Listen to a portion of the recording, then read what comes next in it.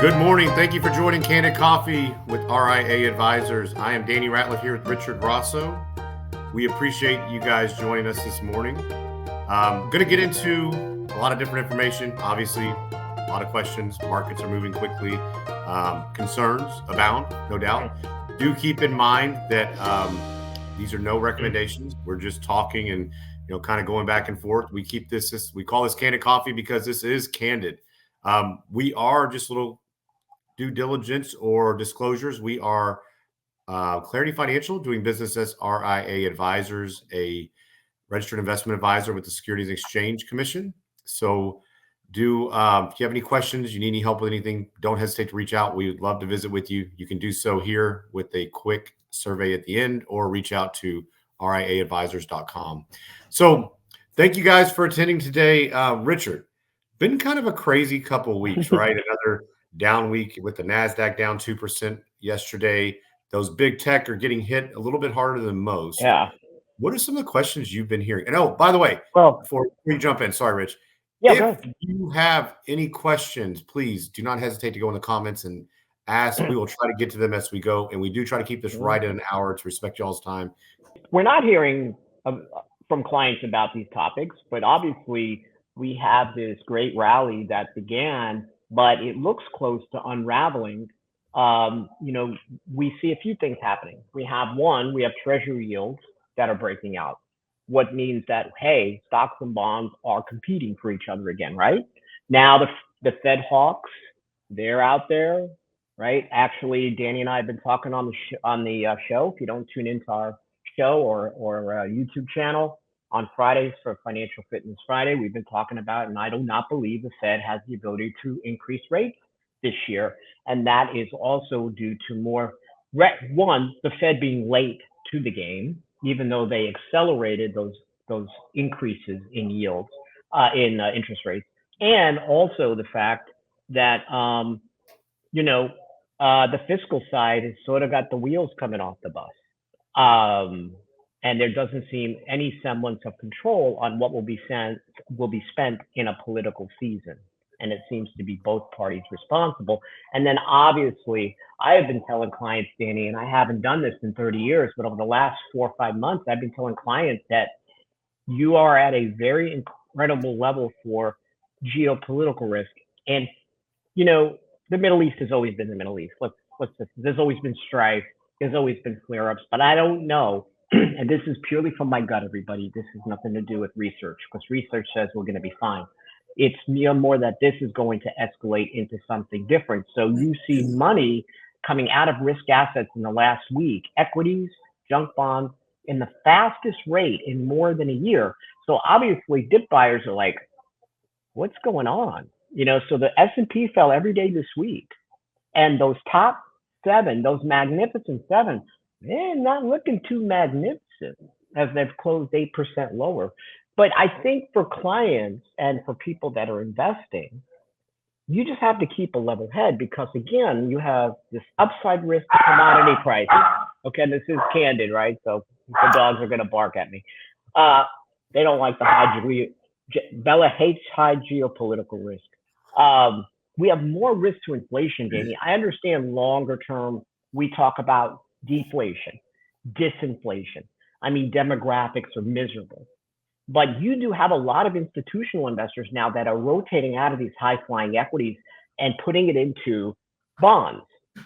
And we're always a big advocate of having bonds in the portfolio, but along the way, and again, now everybody's talking about valuation. So let's call that valuations matter again, right? So we have 10-year treasury, it's pushed above 4.6%. That's about 40 basis points above the earnings yield of the S&P 500. So that's basically the Fed model for looking at this. So we have one of the least favorable equity situations since probably 2002. That doesn't mean that you take all your money out of markets, right, Danny? This means that you have to manage risk, or if you have big gains in your stocks, maybe you need to look at pulling some of that back and rebalancing. That's also something that, is important to do. So keep in mind. So that's the scenario. It's going to be volatile, and I said this to clients with the geopolitical risk. I think it's healthy for these tech stocks to pull back. I think it looks. I said this on the show yesterday. Right now, it sort of looks orderly. Doesn't look panicky to me. It takes some air out of the sales so that maybe you can buy lower if it fits within your overall asset allocation plan. But there's just a lot going on, Danny. I said this yesterday. I'm surprised the market's not down overall more with everything that's going on, especially with the Fed pulling back because the market's so addicted. Dan's talking about the caffeine delivery we get with the Candid bang. Well, the Fed and the market, the Fed likes that, the Fed bang, right? That's stimulus that they're addicted to. And now they're not going to get it. And my thought would be is we would be down more. But, well, I mean, I think a lot of this, I mean, the Israel-Iran is certainly an issue. And then the threat of this becoming a broader war is always a concern. But we've lived with war over and over and over again. Now, if this starts World War III, this is going to be a little bit different, right? However, I think the bigger part is you look, Neil Kashkari has come out and said, hey, we may see rate cuts in 2025. And the market, I think this is more the market digesting that maybe we don't have that steroid injection as quickly. Right. Things are, it's going to take a little while before, because this has been more resilient than I think most expected. Inflation's been rather stubborn. And you've mentioned that, we've always been in the camp, and if you've followed us for a long time, that we should see lower yields, right? And especially as we were very steadfast in that belief, especially Lance and Mike. And the thought was at the time that was right, but we continue to see. But then we'd have some type of government intervention. Something would come in and impact it, right? And which would change it a little bit. And that's continuously happened. But I do believe, look, this is, you mentioned permatory yesterday, and, Powell loves the word transitory. This is always transitory. And at some point, something will happen and boom, it's going to change.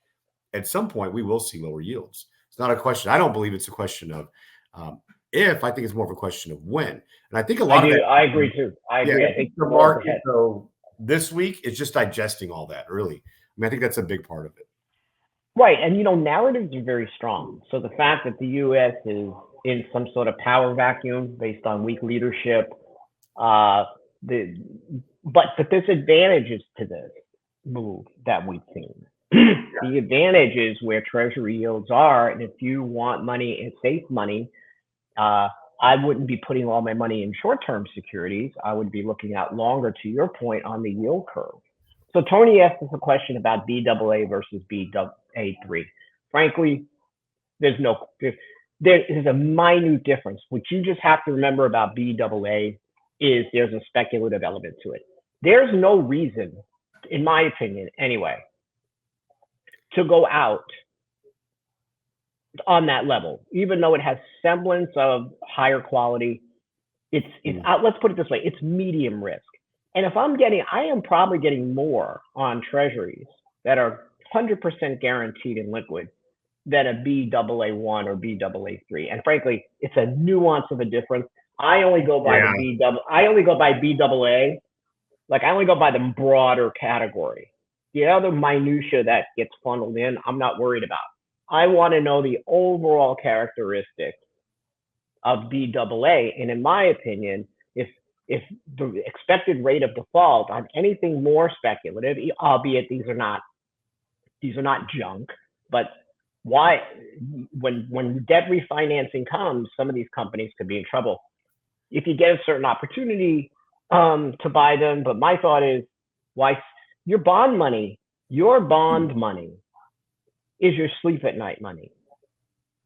And if I'm getting higher yields on AAA insured treasuries versus, BAA, I'm going to take it. I'm going to take it. That's how I look at it. Well, I agree. I don't think the spread is big enough at the moment to really make a difference, right? And so you're right. You're teetering on that investment grade and junk, essentially. And so if you had a bigger spread where you're incentivized to do so, I could see where you'd say, okay, let's go look in between the lines. The other caveat too, Rich, is that some of these have not even they haven't been re-rated since like '08. You know, I mean, it's crazy. So you may not have, it may not be what you really think it is, which is really, kind of a concerning. And that's rather where I don't know if I want to take you get maybe a couple extra basis points. We're not getting that much more long term. So I think risk reward probably not in our favor at the moment. Agree. Absolutely agree. I think it's a no-brainer now. I mean, eventually that'll change, but for now, I'm staying with treasuries. I think that's the best way to go. Now, we have found, and usually sometimes we buy for clients Federal Home Loan Bank, Federal Home Loan, which are government agency bonds. Yeah. They're paying even closer to 6%, 5.5%, 5.75%. But these are obviously callable. They look like they're long-term in maturity, but they're not. But heck, if I could get 5.75 for a couple of years, I will absolutely take it. Yeah, and Tony, I understand not sleeping well at night with the way the government spends and borrows, but they have the money printer, right? And these other places don't. So that's going to be more problematic, I think, that we're going to see. Let's get to the next one. Go ahead. Yeah, so just also Tony says I don't sleep well at night with the way this government spends and borrows. Frankly, it bothers me too. Michael does a great chart. Mike Leibowitz, Mike's a real student of especially Fed and interest rates, that our spending really hasn't increased dramatically when you look at it on a longer term basis. But here's what's changed. The attitude toward fiscal responsibility seems to have fallen off a cliff. Nobody cares in Washington.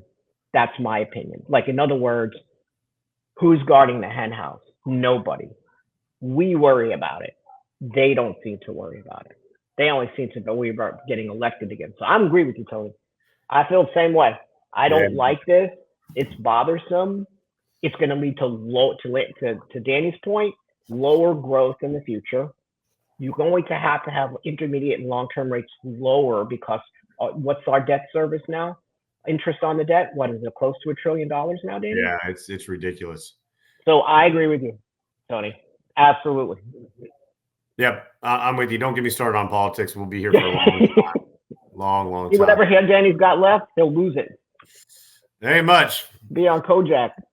Not much. So Erica had a good question. So is it true pension funds are invested in REITs that hold commercial real estate, which has high default risk?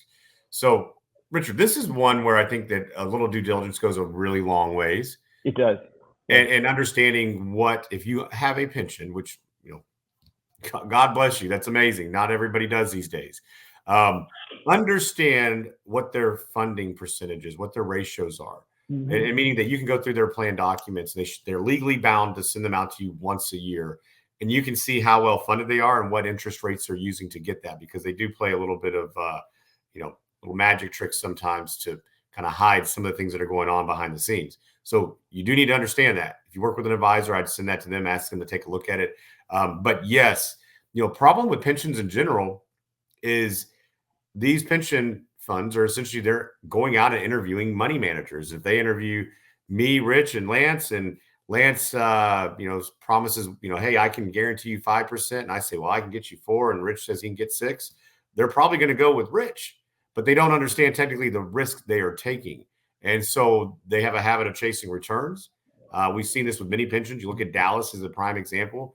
Went out and bought a ton of real estate that was at bad prices. It did not make sense. And, it puts them in trouble. So many pensions have done that when they go out and they purchase, any type of real estate. So we've got to be cautious with that as well. Now, I will tell you, which is pretty interesting. Over the last 3 months, state and local pension funds have pulled out, listen to this, $325 billion out of the stock market to go into bonds and lock in those gains. They actually did a pretty smart move, and I don't see that very often, but they're locking in risk-free yields. They're selling out of bonds. I've noticed this over the last 3 months or so, based on the data I've been looking at. They also are, you do have to be aware, they are going into private equity and private debt. But you have the $80 billion, you have the Alaska Permanent Fund. They're cutting back on equity risk. New York State Common Retirement Fund, CalPERS. It totals close to $325 billion that's being pulled out. Johnson & Johnson, they dropped their stock allocation from $34 billion pension fund to 58% from 62%. And they're going to put the money into bonds. Raytheon. I mean, you can look through all these companies, Danny, and they are pulling more money out of stocks than I've seen in a very, very long time to lock in bonds. And frankly, since you need to meet those obligations, they might even get some gains on those. So I don't see that as a bad move at all. Now, in the private markets, to your point, the commercial properties, you're hoping they're doing their research. That's still a powder keg in some areas. But they're looking at least rebalancing as opposed to, getting greedy like the rest of us. So I think that's not that I have a lot of positive news today, but that seems positive.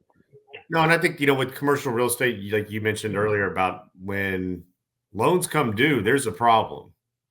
And that's where we've seen quite a bit of that with people we know that hold commercial real estate. There are significant issues out there, some more market specific, the area, right, geographically, but it is pretty significant when these loans come due and they go out and say, try to get an appraisal to get refinanced, and a $50 million building is now only worth 20. I mean, you see it in the news almost every day, Rich. There's a big building somewhere being sold for pennies on the dollar. So that is an issue. Like in Chicago, I saw one building that was sold. Detroit. I mean, listen, there are some cities that are they're in a lot of hurt, and it's a safety issue. Yet BlackRock? BlackRock bought, what did they buy? They bought some huge apartment REIT, I can't how much they put into it, but it was an astronomical amount of money. Because what they see, and this is what I see, Michael would argue with me, because rents are keeping inflation rates higher. These are contractual. But my problem is the housing market and housing affordability is such a lowest level I've ever seen that I think you're going to still have more of a nation of renters than buyers. And that's going to last longer than I think even Michael's thinking, which is going to keep that component of inflation stickier than we imagine. And I think that you are also seeing a lot of older, and I don't mean like really seniors, but 55 plus going into apartments saying, I don't want to own this house anymore. I don't want to pay the property taxes. I still think that part of inflation is going to be stubborn because of housing affordability. And I saw one of the charts, I can't remember which company produced it, but we are actually at a time when you are better off renting than buying. And those lines rarely cross. Yeah, that's true. So I'm concerned about that. So I'm thinking, I'm not a fan of BlackRock for a lot of reasons, but they are good. They know when to go in there and buy. I mean, they go in there with so much research that, when they're buying up apartment REITs, I think they're sending us a message that more Americans or people across the globe are going to be renting versus owning. And that is going to keep those levels of rents sustained. And again, these are more residential apartments, nothing like a commercial, but much more high-end apartments and so forth. Yeah. So, Rich, Rick has a great question. I know you're going to be excited by it. Are Roth distributions considered income by Social Security for determining taxability of Social Security benefits? Fantastic, right? There is no better four-letter word than Roth. I know Danny's got this issue with HSAs. He's in love.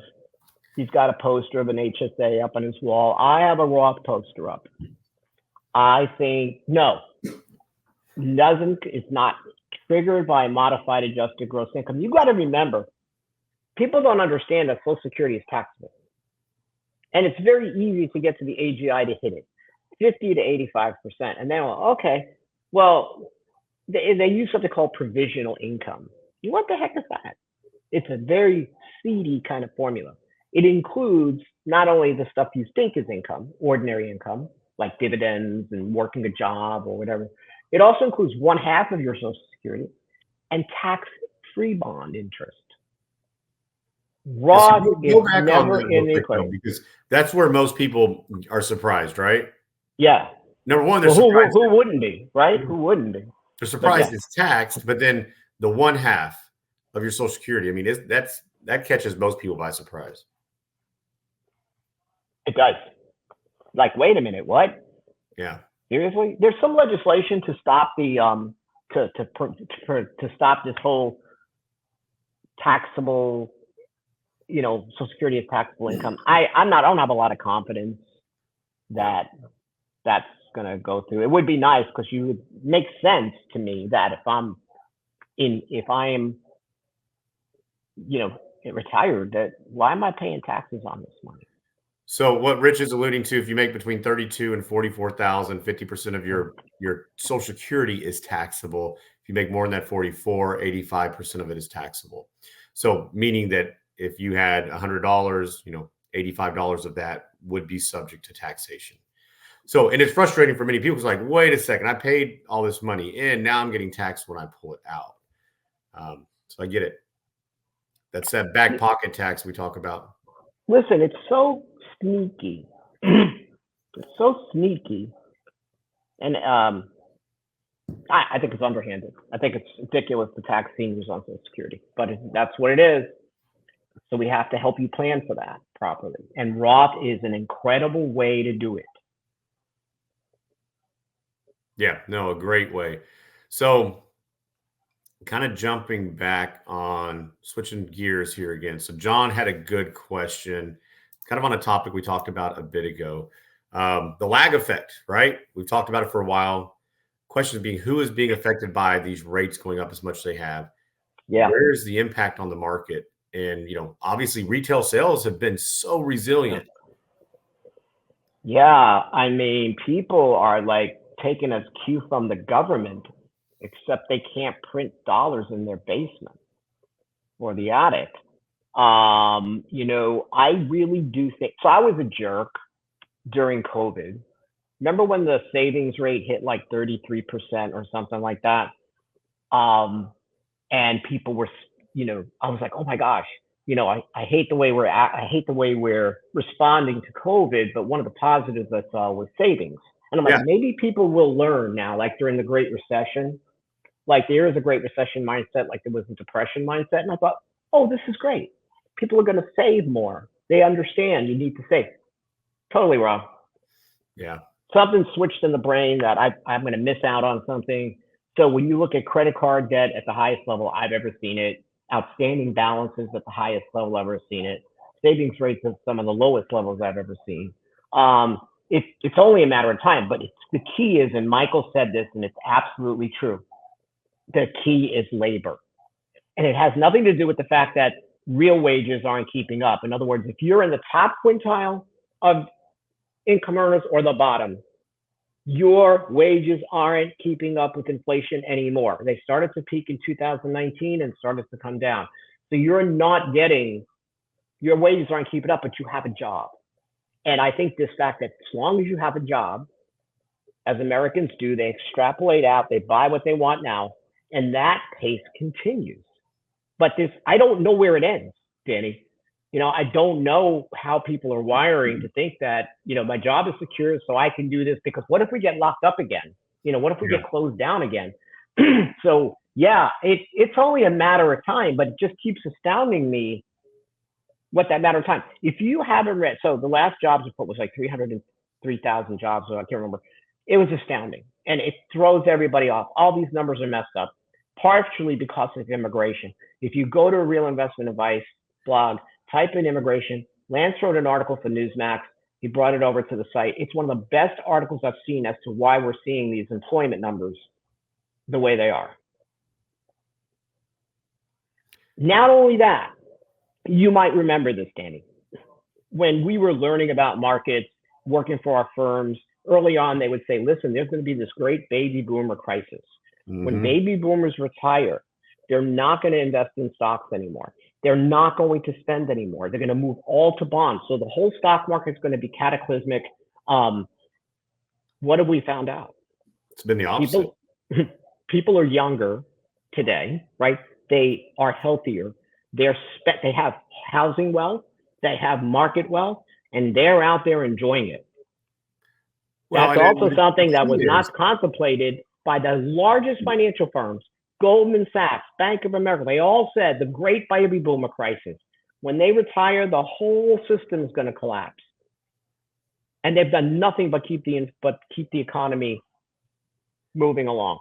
That's right. But it's the people who have money in the market. So, John's question, when are we going to see the impact? I think we're already seeing it. I mean, the lower demographic of income is certainly impacted substantially. People are living paycheck to paycheck. Younger people are they're struggling, right? You can't go buy, you don't have that American dream, quote unquote, where you can go out and buy that first house without making a ton of money, right?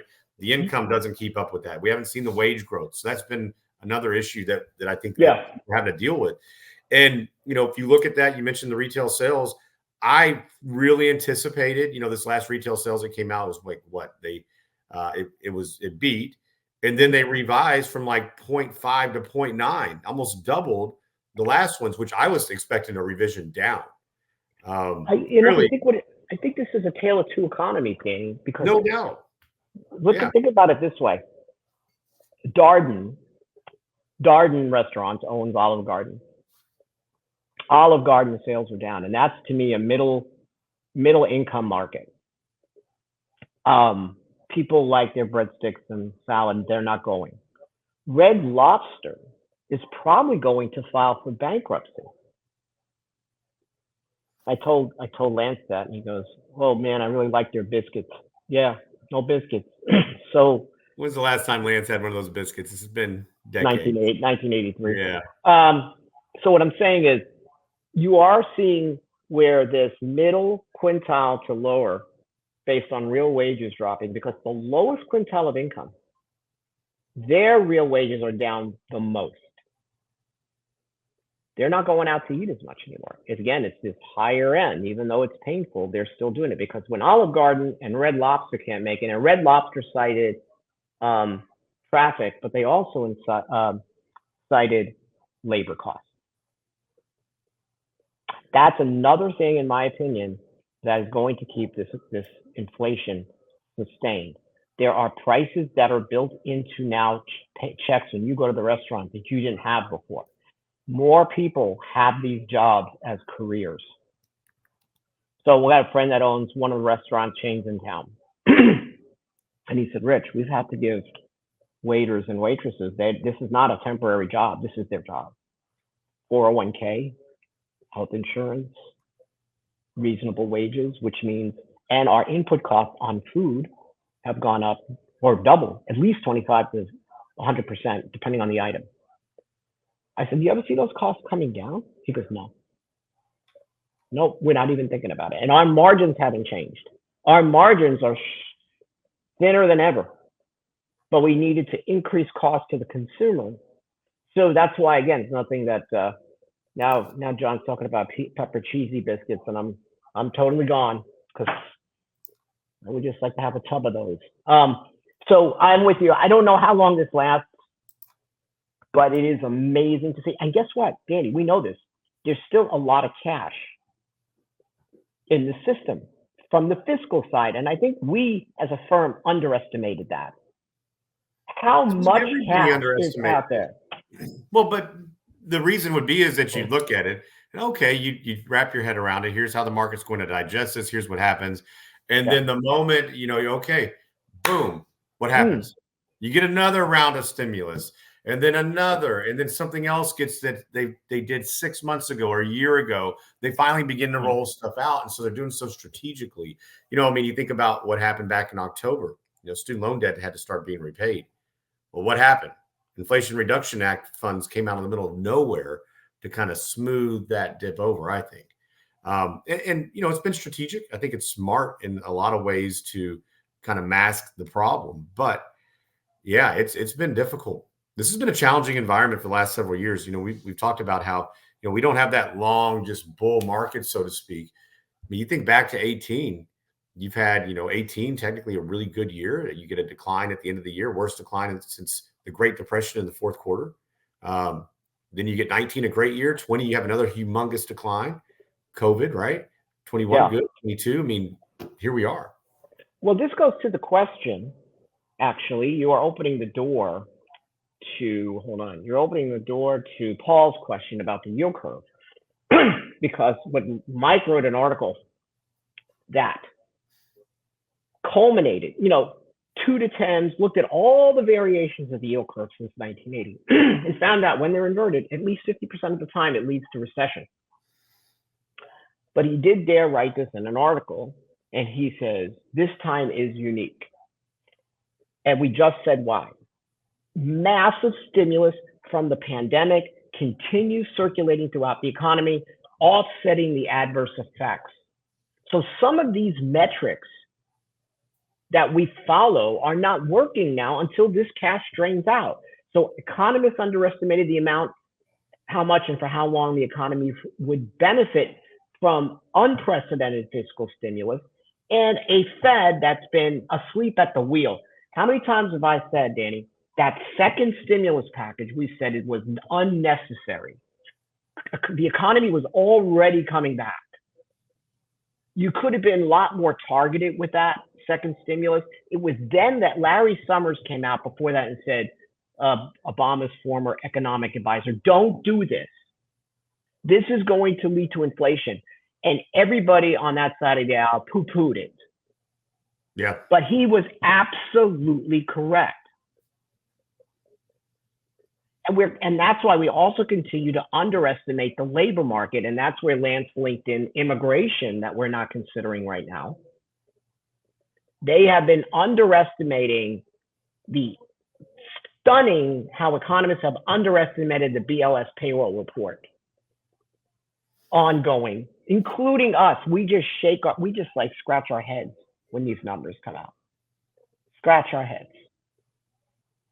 That is going to continue to mean that maybe this whole yield curve inversion situation is going to take a lot longer to get the economy down based on all the other outside stimulus that's affecting it since COVID. Listen, that was the first time we've ever sent checks to households. And that's another thing, Danny. Do you think maybe people subconsciously, because I haven't asked anybody, so I'm just throwing this out there. Yes. You think subconsciously people are spending more because they think if they get into trouble, the government will send them another check? I do. I mean, I think that it's human nature, right? We feel like we have this insurance policy. The government has shown that they're willing and able to come to the rescue. And it's unfortunate because it creates this bad behavior. And people, it's very difficult to break those habits where we think this. And, John, just in his last comment here, consumer behavior in general has been changing from long-term thinking of marriage, family, home ownership to scaling down, living for today. And it's not just one demographic, it's everybody, right? You've been a big advocate for tiny homes, and we're seeing, you drive across America right now, you start to see these little tiny home neighborhoods pop up because I think it's a utility. People have to do it. And people are living for today. It's that YOLO mentality, we heard so much about. It's unfortunate because I think that it's going to put us in a larger crisis down the road. I can see it, Danny. I can see it already. We've got student loan bailout. What's next? Credit card bailout. Oh, good Lord. I hope not. I mean, no, but why not? Terrible. Well, we do such a poor job of educating our children these days. The school system is broken. Colleges are broken. We don't teach any, self-responsibility. We've got to do a better job as parents and grandparents, whoever it may be, of having an active role and making sure that they understand just general facts of life. I mean, it's so frustrating, right? Why do we advocate for these things? Why do we think this is a good thing? This is not a good thing to continuously bail people out. But I'm going to get off the soapbox. You're trying to break me. Yeah, dang it. But do you think could you say to yourself, that's not a possibility? Or you can say, if you're looking at it from a political perspective. Used to be, I would have said, absolutely not. This is crazy, right? But now I don't think anything goes. That's my point. And it's not just one party anymore. I think it's both. I mean, we are seeing it, Absolutely. and I don't know that. Absolutely. And the problem is, this is not working to better society. This is not working to bring people up. It is so frustrating. Yeah, teaching kids budgeting, but that also starts at home, Erica. No job. People don't have this. If they're poor with money, the kids are poor with money. We used to have, well, we knew into that soapbox, but yeah, there's definitely absolutely a financial literacy crisis. Actually, there's a financial literacy crisis. If you ever see Congress grill the banks, like Maxine Waters, they don't know anything about finance. They They don't know don't the have basics. a clue. Well, They and, don't and know here's the a, basics. and here's a problem. You know, I used to sit on a representative's. Oh, dang it! I used to sit on one of his economic committees, right? And I'm not going to name the names, but he would come in and there'd be like 8 or 10 of us and say, okay, here's what we're going to hear. You know, I don't know anything about this. My fellow congressmen and women don't know anything either. So we're going to rely on you guys' expertise. This was, you know, advisors, economists, people who, you know, do this day in, day out. And so we're really going to need you to help shape this reform. And he'd ask a couple questions. There'd be a couple reporters in the room. But then he would automatically, immediately tell you exactly what he was already going to do. So some PAC or somebody had already made up the mind and already wrote the legislation. So then at the end, they'd say, okay, his publicist or PR person would say, Danny, do you mind taking a picture for, you know, Wall Street Journal or Woodlands Villager or Conroe Courier up here, right? We're north of Houston, little towns up here. And so I started thinking about it. I was like, no, absolutely not. You know, I don't want to be, because the problem is that they didn't take what we thought into consideration one bit. Their mind was made, and it wasn't made with the benefits of the constituents in mind. And so I started to see how broken things were then, and it's extremely frustrating. And Great. you know, it's a revolving. You know, we're on a hamster wheel. These guys aren't going to get off. That's, nope. I'm gonna get off Let's get on to our next question I can because go it's on for a 8:38. long time. We can be on here till noon. We can do Candid Coffee noon if you wanted to. Yeah. So Rich, you get a lot of these questions, and we've talked about these reverse mortgages. I think that there used to be a lot of, you know, trepidation surrounding it, and it initially, I think, in the early 2000s, was rather predatory. Yeah. And maybe talk a little bit about how they work. What are the requirements? Who's able to access the capital in this way of their home? Well, not everybody's going to need to do this. But a reverse mortgage is actually turning your home into an income stream. In retirement, liquidity is your blood. Yeah, you need growth. That's important. But liquidity and money coming in is most crucial. Many people are cash poor, house rich, but they don't want to move. The majority of people want to age in place at their own home.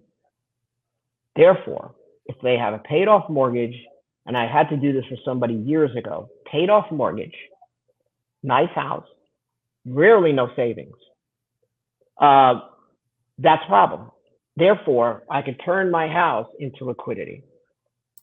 And I can create what we call a home equity conversion mortgage line of credit. This is the way you can annuitize a stream of income, but I like the home equity conversion mortgage. You can do it as long as both parties are at least 62 years old. These are not as predatory, but it also, keep in mind, when they also say that reverse mortgages are predatory, you also could have said that home equity lines of credit were predatory, because when people got them, they bought them vacations and TVs and all that.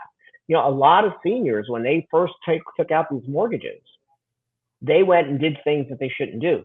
That home equity conversion mortgage is designed to make sure you stay in your home, you pay your taxes, you do your upkeep.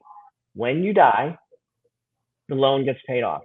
But you can put in a line of credit, and you got to do planning for this first and figure out, do you need it? And some people need it for lump sums of long-term care insurance down the road, or they just might sell their house. If I'm cash stretched and I have no other option, I could go ahead, it's probably around 50-60% of the value of my home goes into this account, and I get a checkbook. Now, that line of credit, so interest rates on reverse mortgage lines are about 6.5%, and there are fees up front. There's insurance and all that, but again, it's very aptly disclosed. These fees are off dramatically compared to where they were. They're nowhere near where they were.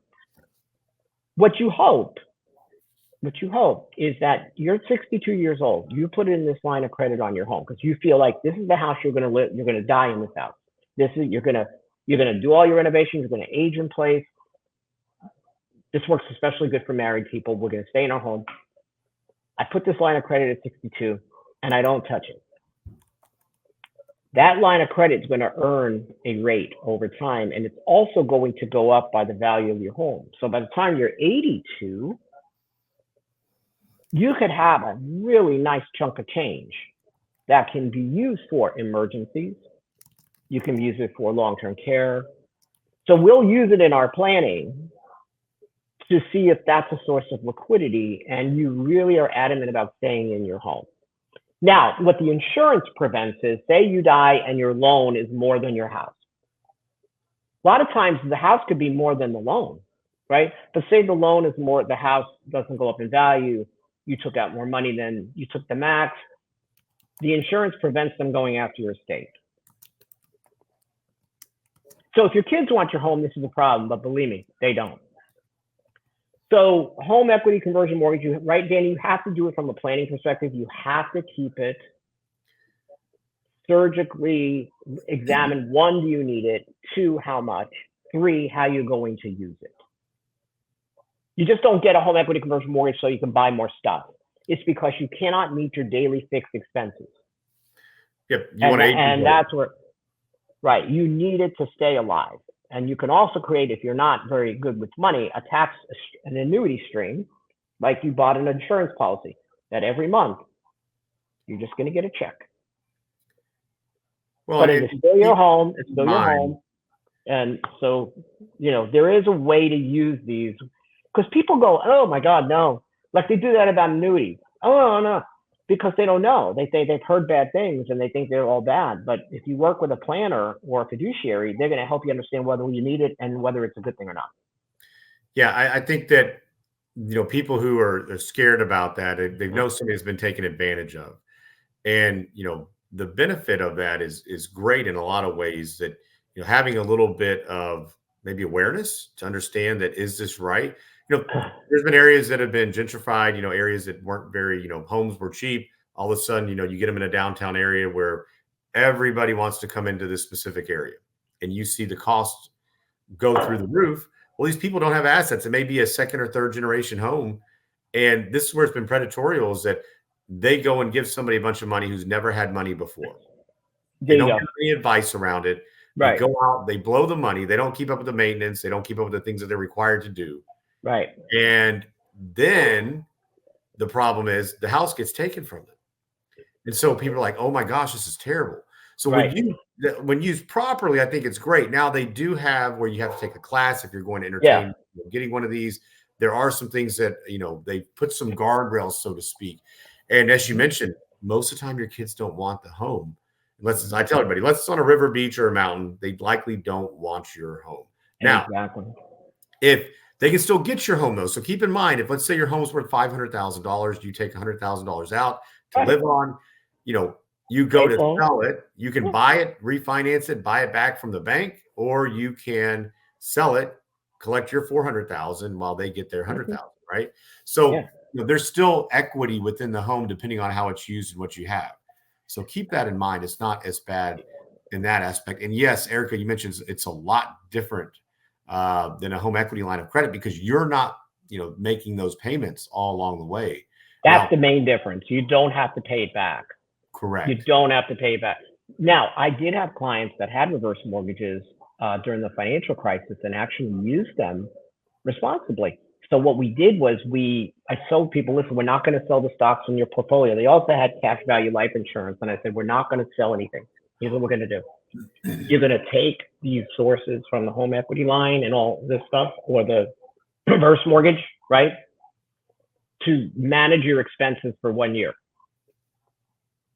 When the market recovers, and markets always do, maybe it takes 3 years, 4 years, 5 years, but at least we're not selling things at the rock bottom. We'll pay those loans back. And that's exactly what we did. Yep. No. And when you have that flexibility, though, Rich, most people don't have that flexibility. Yeah, I know. I mean, that's a fairly unique situation where somebody had the ability to go and carve that income out from other Or they areas. had permanent life insurance and they Yeah. were going to borrow, or they just had, like what Erica brought up, they just had an equity line of credit. Now, some banks were telling people, we're canceling these on you now.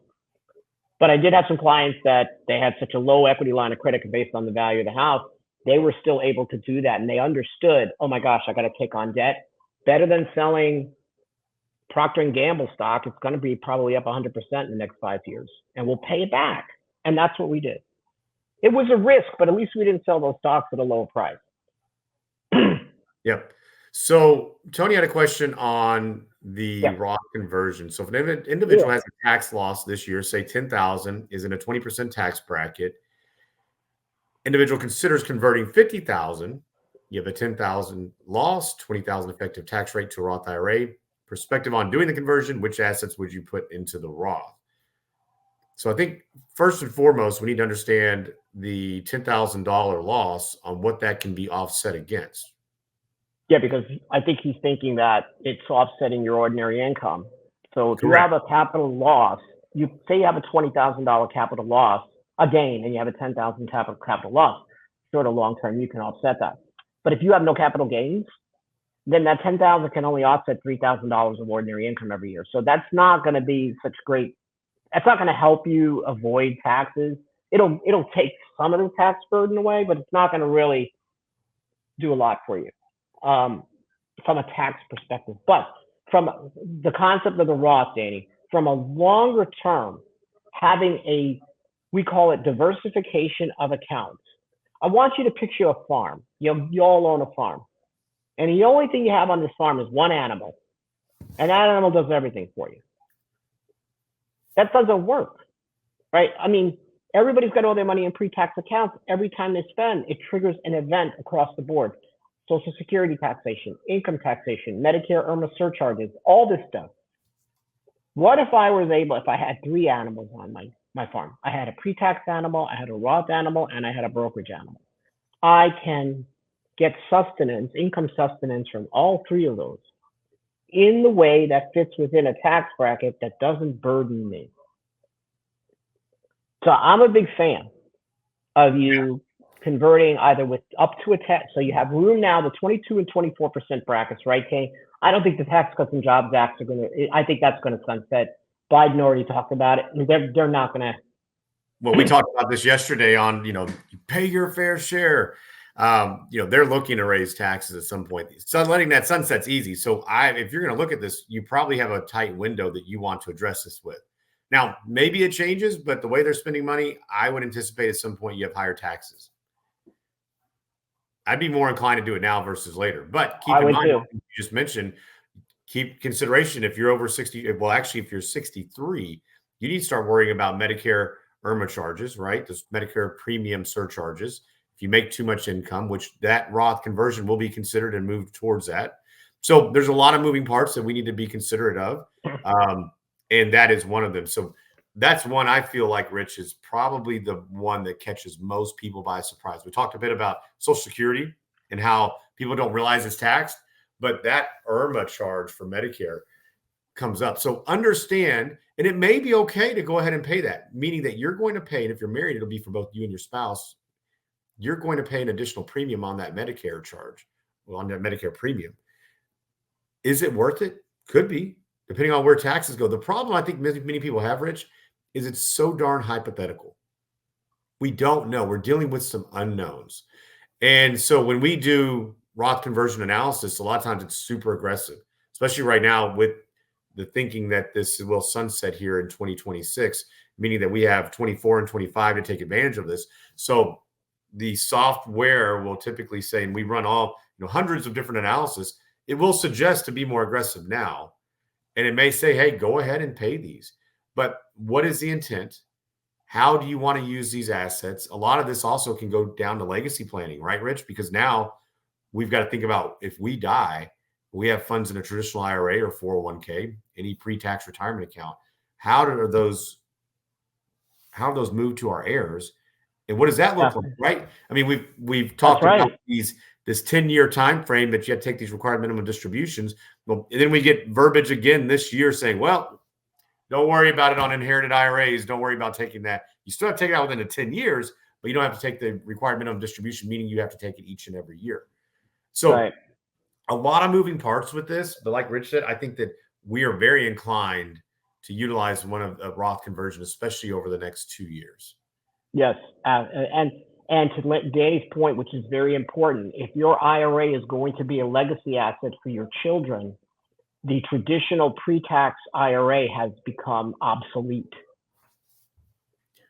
So we have a lot of clients that are converting now to leave more and paying the taxes to leave more money for their children.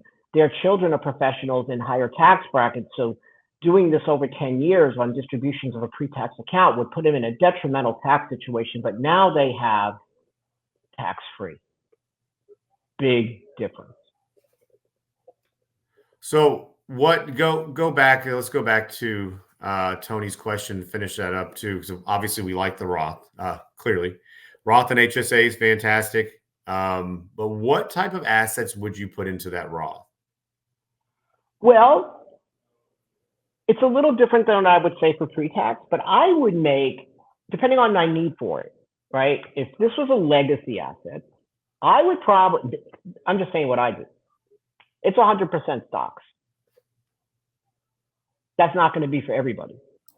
But I want that account to be aggressive and grow for me, but then also for my daughter who's 24 years old, which I hope has a long life expectancy. If the Roth were for me and that was in my distribution hierarchy, I would just probably blend it, have some good income assets in there and also some stocks in there. But I would not do all income assets in there. I want growth in that Roth. Wouldn't you say, Danny? Absolutely. I mean, it may not be 100% stocks, but I definitely want more equity exposure in Roth over time.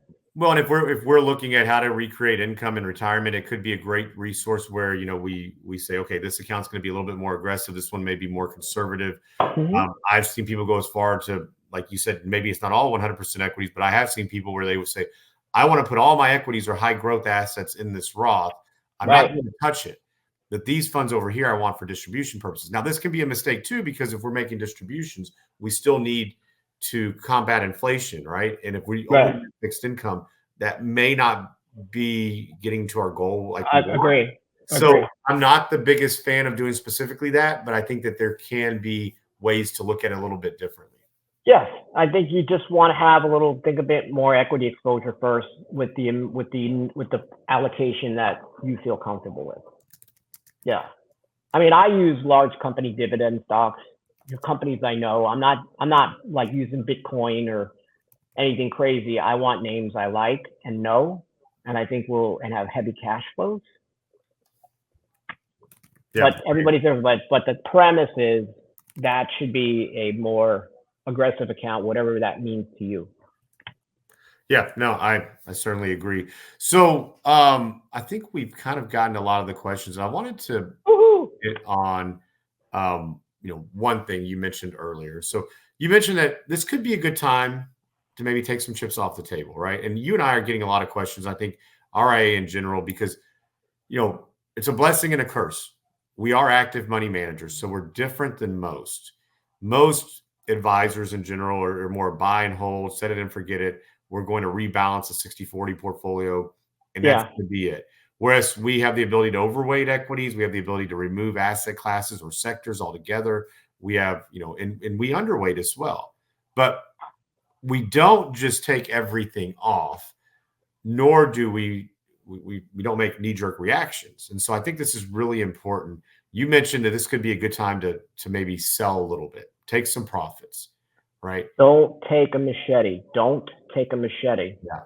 One of my favorite movies is Texas Chainsaw Massacre. Don't take a chainsaw to the portfolio. Be surgical, right? If you're 70% equities and you feel like you want to be 50, trim out and then move to bonds that are paying higher, right? Yeah. It's a rebalance. You don't want to go in there and go, oh, I'm timing the market. I don't feel right about it. I'm telling everything. We are never all in, all out. It doesn't work. Because guys, the Fed comes in on a white horse and all of a sudden bails us out. It doesn't work. Yeah, it's so difficult. And just because you think or feel like something's going to happen, I can't tell you how many times I hear this, does not mean it will. And we know a lot of people who've been in the bunker forever. And look, we could all live in the bunker easily. We can make that list of pros and cons and see it.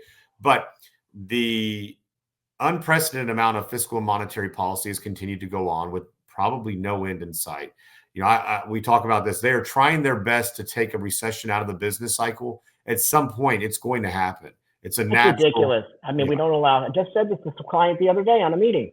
Yeah. They don't want. He goes, well, recession could be good in some. I'm like, they don't allow business cycles to occur anymore. This is the biggest problem we have had since the financial crisis. The Fed messed the whole thing up. All this stuff that they are supposed to do is temporary. You understand? There's an emergency. You do this. I understand you send checks to households to some degree. It's an emergency. But you just now they become part of the policy. That's right. That's exactly right. It's crazy insane. Imagine if we ran a business like that and helped clients like that. It would be they're so disconnected from how most of the world operates. I'm shocked. Actually. And you got to remember that some of this volatility will present opportunities as well. And so John kind of believed that here in the comments as well. But we picked up a couple of things this week, and just small pieces with the looking at fundamentals, looking at technicals. There are some very good companies out there, and there's also likely going to be this larger rotation at some point. So we bought Palo Alto a while back on our investment committee when it got slammed 25% and slowly added more in. We added more to certain other stocks that are fundamentally strong, but they're cooling off because we look at overbought, oversold conditions. Fundamentals are always important. So if the fundamentals aren't there, we're not going to do it. Then we looked at people keeping their cars longer. What are fundamentals? Well, we still look at those. I know. I think we added genuine auto parts in the stock portfolio because we see that people are probably going to keep their cars longer and all this EV stuff. How much does Ford write off? This is another thing, Danny. It's not only the government people that don't understand things.